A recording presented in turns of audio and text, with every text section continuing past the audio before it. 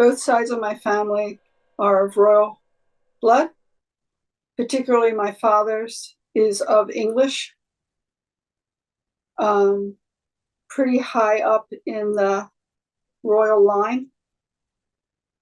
So I believe that was part of why I was targeted. And my family has, on both sides, political connections.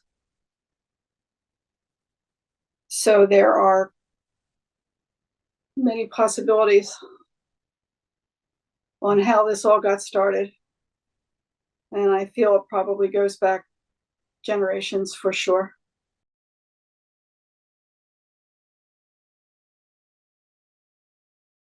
I should mention that before I had these satanic ritual abuse memories, I first had incestuous memories, which came up at a pretty young age. And then in my mid-60s, I started to have first memories of being trafficked as an adolescent and memories of being used in child pornography at a very young age, under 4. And then the ritual abuse memories began. The first really strong memory I have is actually being in a pentacle.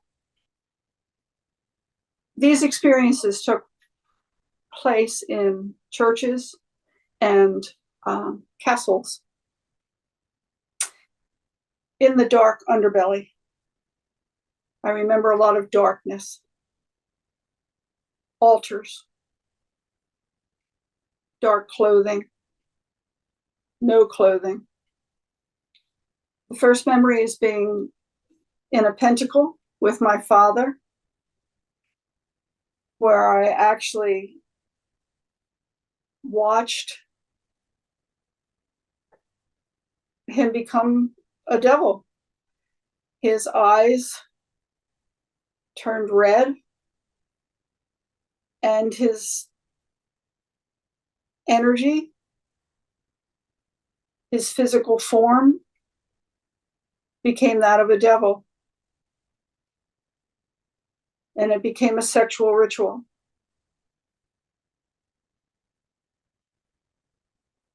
Another memory I have of being on an altar, white marble,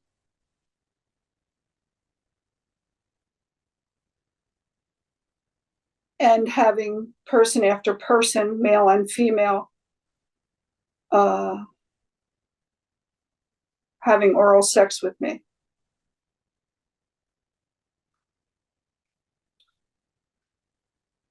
Another memory, when the memory first presented itself, I could see that there was some kind of an altar or table where there was a group of people around, and that some sort of animal was being tortured. And in that first memory, I was not able to take a close look, shall we say. But then the memory presented itself again, and this time I was able to get close, and I could see that it was a large dog that was being mutilated. And I had an interesting experience in that moment, in that my own dog was on the floor beside me. And at the moment that I saw what it was, the dog just started to scream. And I've never heard the sounds that came out of him in those moments before or after.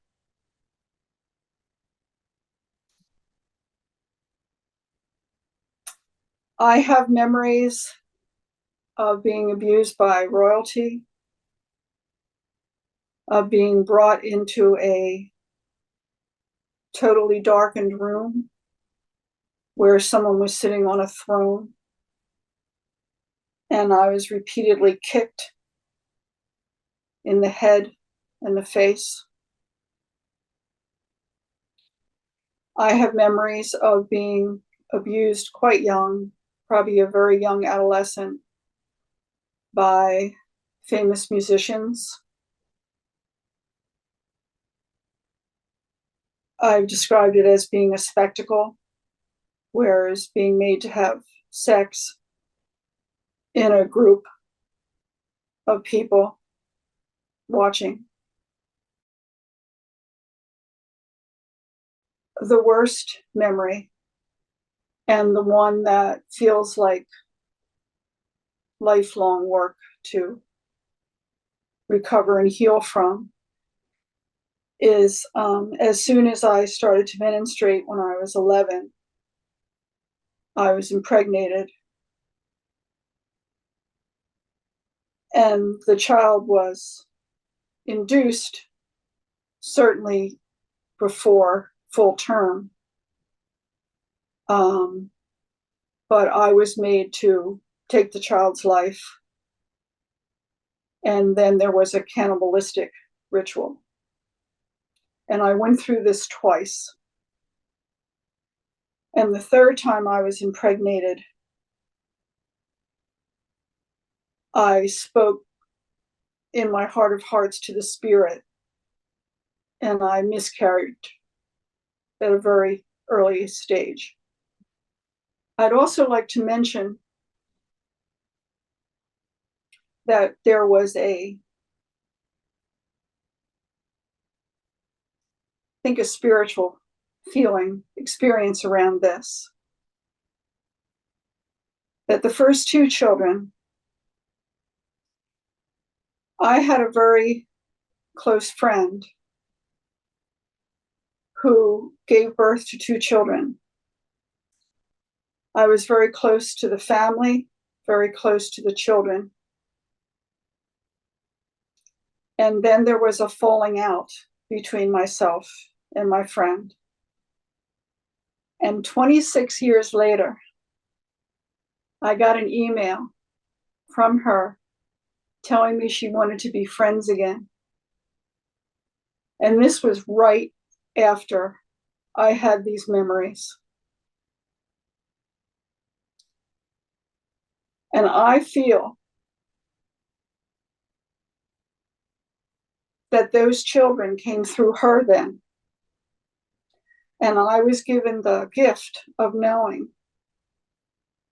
that they are alive and well and having very beautiful lives.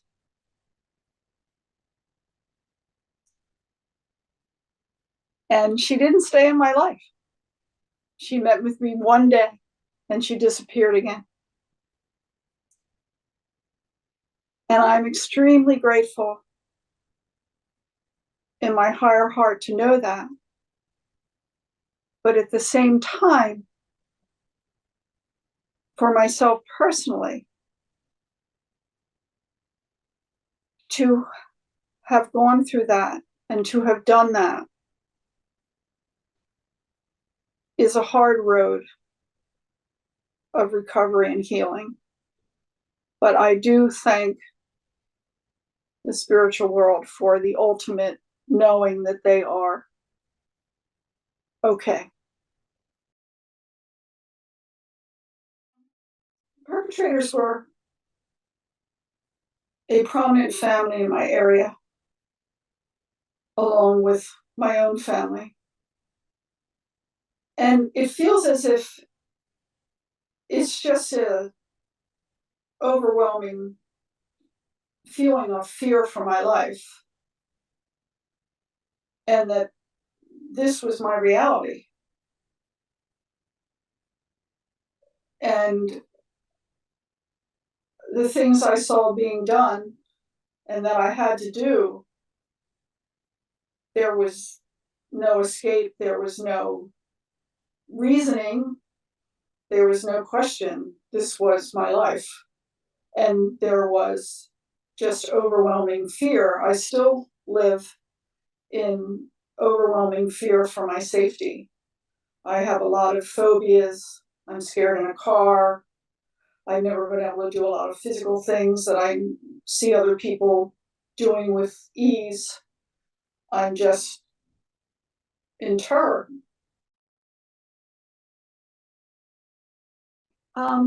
I feel like this is the core issue on the planet right now. If we are to change and heal ourselves and move into a much higher world of kindness and caring and love, which I feel is what's happening and the purpose of my life and the purpose for the planet right now. And I feel that it's really important that people believe our stories and help the children that this is still happening to, and to acknowledge that our culture intention is to keep us asleep through entertainment, sports, education, religion, mainstream psychology, food, medicine, and that we need to wake up. And I also feel, as much as I can certainly experience anger and revengeful thoughts, that my deepest intention is that of healing for all of us, for the human race. And basically what we're healing on a spiritual level is our shadow side. And that I myself have had memories of being the perpetrator in past lives. And that it's a human consciousness issue. It's all of us. And I really would like us to heal. There's a couple little things I'd like to read. We ask in the name of all thy creatures that our suffering shall cease,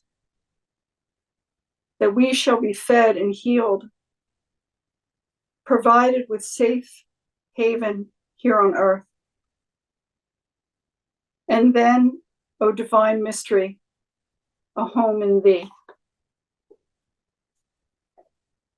And for me,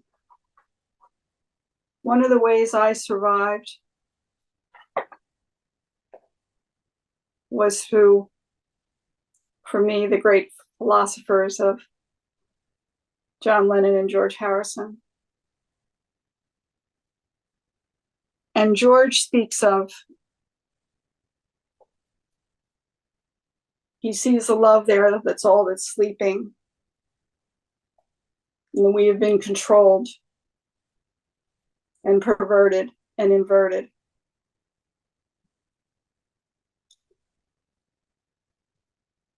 But our love is there. And John Lennon, of course, asked us to imagine a world of oneness. And I feel that as the human race heals this particular issue, the world will live as one.